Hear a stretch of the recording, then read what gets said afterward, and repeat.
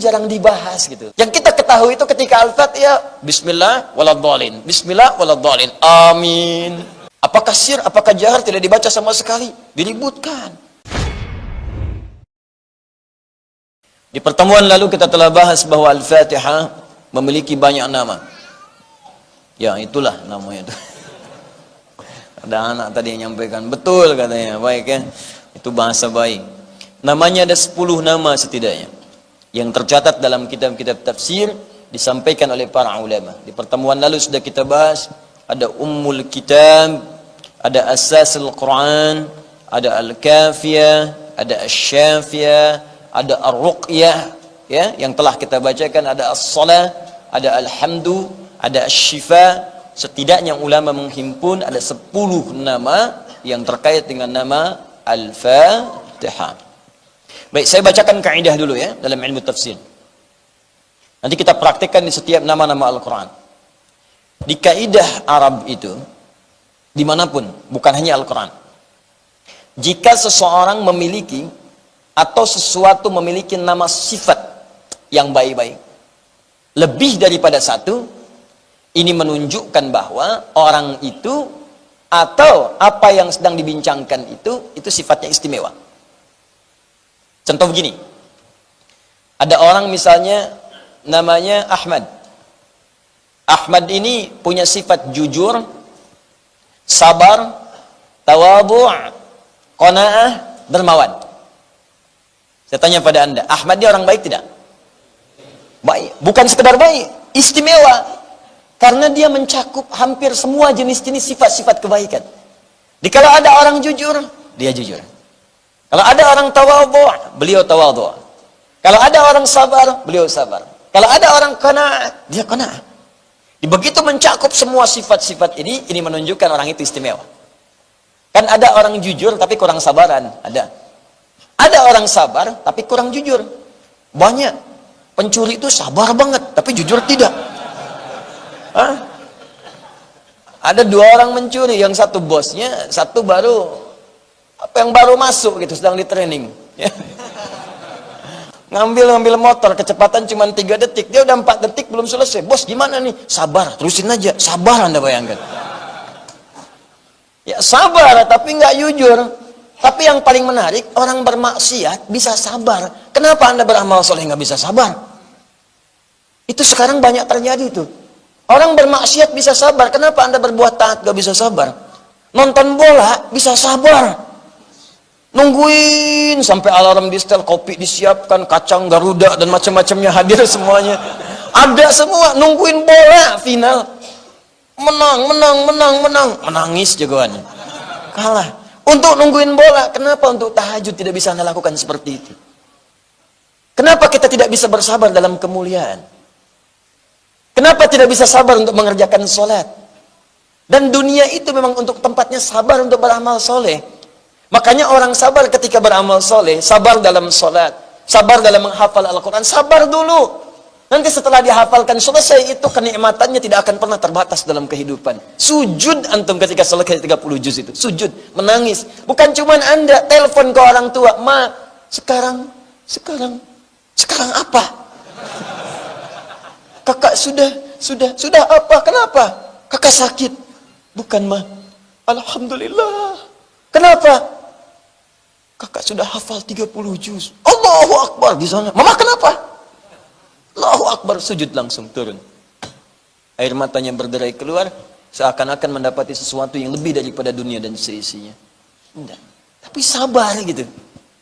Sabar menghafal, sabar bangun malam sampai tiba kenikmatan itu. Dulu mau bangun malam susah gitu. Kan saya sering katakan, setel alarm itu sampai 3 kali anda bayangkan. Mau bangun jam 3, setel alarm dari jam 2, 2:04, 2:30. Betul, alarm pertama mematikan alarm kedua. Alarm kedua diset mematikan alarm ketiga. Alarm ketiga belum tentu bangun. Tapi kalau sudah nikmat, ketinggalan 1 malam, anda bisa menyesal seumur hidup. Subuh 4:40, anda bangun 4:35, 5 menit lagi sebelum azan, anda bisa katakan, ya Allah terlambat. Padahal belum subuh. Anda katakan terlambat, padahal belum subuh. Dulu berbeda. Subuh 4:35, bangun 5:34. Gak mikir, tuh biasa aja. Sekarang lain, ya Allah terlambat saya. Padahal belum sholat subuhnya, belum azan. Anda bisa terbayang. Tapi awal-awal itu sabar itu penting. Dan perlu ilmu, kalau nggak ada ilmu berbahaya. Saya punya teman di pesantren dulu, berhijrah dia, Masya Allah. Tadi saya mau bangun malam nanti tahajud, bagus. Malam Jumat pertama dia merubah, malam sholat. Lama dia sholat itu. Masya Allah, ya Allah mudah-mudahan dia berubah jadi baik. Saya bilang kan, subuh saya berangkat ke masjid, saya lihat dia tidur. Saya bangunkan, ayo, ya, berangkatlah saya. Pulang dari masjid, posisi nggak berubah, tidur juga. Saya pikir teman saya udah sholat nih. Ya sudahlah, bismillah, karena hari libur Jumat di pesantren. Jam 9, saya masih lihat tidur, saya bangunkan. Kamu sudah sholat subuh belum? Dia bilang, Adi, gimana sih kamu? Saya sudah jamak tadi dengan tahajud. Saya sudah jamak dengan tahajud. Hijrah itu penting, iman itu dibutuhkan, tapi ilmu itu juga mendukung. Jadi kalau berhijrah tanpa ilmu, berantakan antum. Paham ya? Saya sudah jamak dengan tahajud. Nah ini penting saya sampaikan untuk poin-poin ini, supaya kita mengerti gitu. Ada sesuatu yang mesti berubah dalam kehidupan kita, cuman dasarnya mesti lebih baik. Mesti ada perubahan-perubahan menuju lebih baik daripada hari-hari sebelumnya. Nah saya ingin kembalikan tadi, jadi kalau ada nilai-nilai kemuliaan itu ditunjukkan pada seseorang, ini nampak salah satunya dengan banyaknya nama-nama sifat yang melekat kepadanya. Nah, makanya kejarlah dengan sabar. Sabar, sabar, sabar. Sambutan malaikat kepada ahli surga saat mulai pertama masuk surga, itu kalimat sabar. Ya, salamun alaikum bima sabartum fa ni'ma uqbad dar. Quran surah ke-13 ayat 24. Selamat ya, Anda bisa masuk surga, kata malaikat. Dan nanti ada amalan spesial yang ketika Anda masuk, semua malaikat mengunjungi ke tempat Anda. Masya Allah, selama ini yang mengunjungi Ustadz pun belum tentu datang ke rumah Anda. Yang datang mungkin tetangga, itu pun kalau kenal. Tapi di langit nanti, siapkan oleh Anda. Gak apa-apa, manusia gak kenal saya selama di dunia. Gak pengen saya ria. Di akhirat, malaikat yang kunjungin Anda. Ya. Jannatu 'adnin yadkhulunaha wa man salaha min abaihim wa azwajihim wa dhurriyyatihim wal malaikatu yadkhuluna 'alaihim min kulli bab. Salamun 'alaikum bima sabartum. Ada ahli surga yang bisa menggandeng seluruh anggota keluarganya. Dia jadi pemimpin untuk keluarga besarnya ke surga. Dia pakai mahkota, pakai jubah, pakai gelang-gelang emas, bajunya bagus, mahkotanya indah. Dia gandeng bapaknya, ibunya, istrinya, semua keluarga besarnya di belakang ikut. Begitu masuk surga, ditengok oleh semua malaikat. Tadinya berbaris di pintu surga. Setelah itu datang berkunjung, ucapkan selamat, semua selamat, selamat, selamat. Masya Allah. Datang malaikat Jibril, datang malaikat Mikail, malaikat maut juga. Maaf ya, nyebut nyawa dulu. Enggak, biasa aja. Selamat, semua kalimat sama. Salamun alaikum bima sabartum. Selamat bisa masuk surga. Kenapa? Karena Anda sabar beramal saat di dunia. Sabar. Fa ni'ma uqbad dar. Sekarang sudah nggak ada lelah lagi. Nikmati aja, nggak ada capek lagi. Nggak ada ibadah lagi. Makanya nggak usah punya cita-cita tahajud di surga, terlampau soleh. Semuanya udah nikmat di sini aja, lelah biasa, lelah dunia biasa. Nanti kalau udah meninggal, hilang lelahnya, enak. Demi Allah. Makanya orang-orang yang banyak amal itu tenang hidupnya, mau meninggal juga tenang, tenang aja. Ya ayat Tuhan nafsul mutmainnah, hei jiwa yang tenang, tenang. Dipanggilannya tenang, pulangnya juga tenang. Jadi kalau ada capek di dunia biasa, Bu, ibu yang di bawah. Ibu kalau di rumah tangga capek, biasa Bu. Bapak juga kerja capek yang di atas. Semua lelah. Karena itu dunia. Kalau nggak pengen lelah, nanti di surga kita dapatkan insya Allah. Insya Allah. Disabar. Dunia itu tempatnya capek. Tapi jangan bermaksiat, karena capek juga. Ibadah capek, maksiat capek. Mendingan capek ibadah daripada capek maksiat. Karena semua itu akan ditinggalkan. Ada dua orang rebutan mobil, yang direbutin gak akan ikut karena dua-duanya meninggal. Yang satu pengen mobil, dua pengen mobil, dua-duanya meninggal, gak akan dapat, cuma dipakai sementara, wafat. Capek. Nanti saatnya kita pulang beristirahat, kita akan dapatkan semua kenikmatan itu. Tapi penting untuk kita garis bawahi, Al-Fatihah mengajarkan kepada kita, dengan semua nama yang istimewa ini, dia punya nama Asy-Syafi, Ummul Quran, Ummul Kitab, Asasul Quran.